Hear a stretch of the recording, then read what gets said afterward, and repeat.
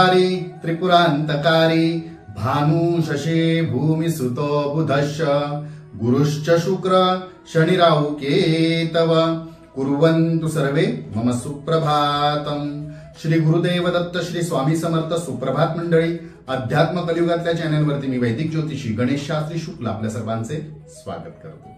आजचे पंचांग आहे 30 जून 2024 रविवार, ज्येष्ठ मास कृष्ण पक्ष नवमी, रेवती नक्षत्र हे 7:34 पर्यंतचा मित्रांनो, अतिगंड योग आणि गरकर्ण। चला तर सुरू करूया 12 राशींचे भविष्य कथन। मेष राशी, आज आपण कुटुंबासोबत देवदर्शन किंवा एखाद्या लहानशा यात्रेचे लाभ घ्याल किंवा यात्रेला जाल। वृषभ राशी, मनातील चंचलतेमुळे नुकसान होऊ शकते। द्विधा मनस्थितीमुळे सुद्धा आपल्याला त्रास होऊ शकतो, त्यामुळे द्विधा मनस्थिती होणार नाही यासाठी आधीच अभ्यास करा, चंचलता टाळा। मिथुन राशी, आपले मत मांडण्यासाठी आधी समोरच्याचे मत सुद्धा ऐकून घ्या। मांडण्याआधी त्यांचे मत ऐका, नंतर आपले मत सांगा, अन्यथा गोंधळ जास्त होऊ शकतो।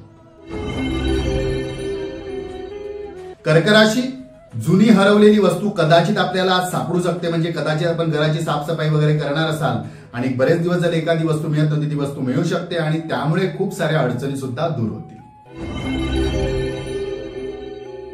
सिंह राशी, विवाह संबंधित असलेल्या सर्व अडचणी दूर होतील, विवाहाचे प्रस्ताव सुद्धा मान्य होतील।